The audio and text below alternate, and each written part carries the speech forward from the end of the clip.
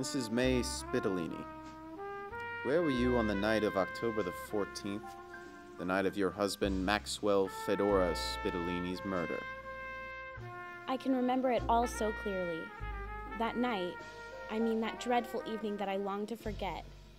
It was a bleak October day, overcast, dark and stormy, just as you would expect a fall night in the city. I was preparing dinner for the two of us.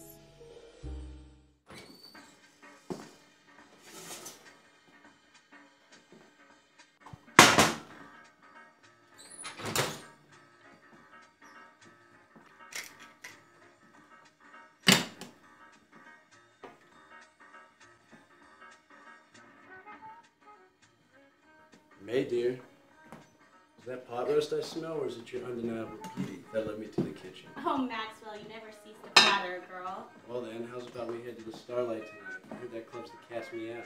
I think you already know my answer.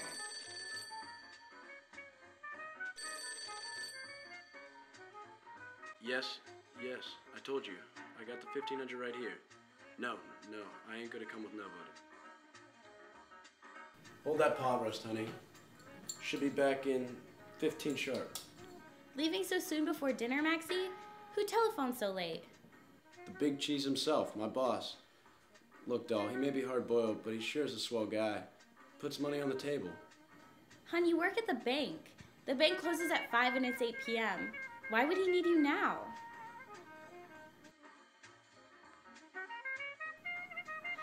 All right. Well, don't be back too late. Oh, and don't forget your hat.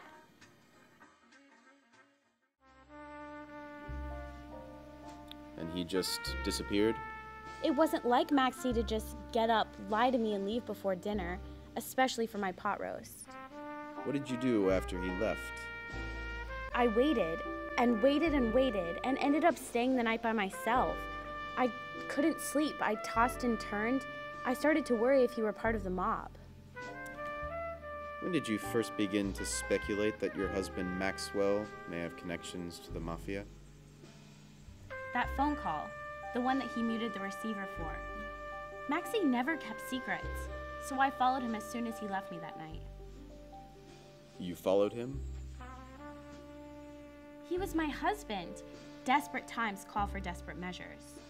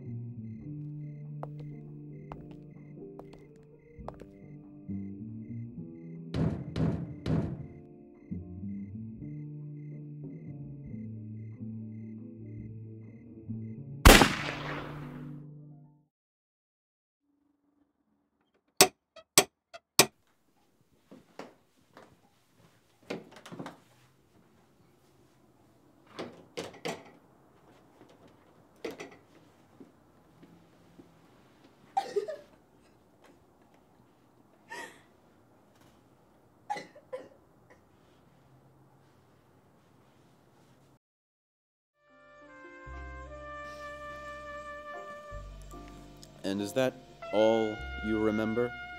Everything. I suspect he had some shady dealings with the mob that night, and they killed him off. And you don't remember anyone else in that alleyway before your husband got bumped? Unless, of course, it was you. Yes, I did it. I pulled the trigger on my husband in the alleyway. I couldn't let him get too involved in the mob. He would have abandoned me. I couldn't stand the thought of him ignoring me. I did what I had to do. Life in prison ain't glamorous. But life in the fast lane is.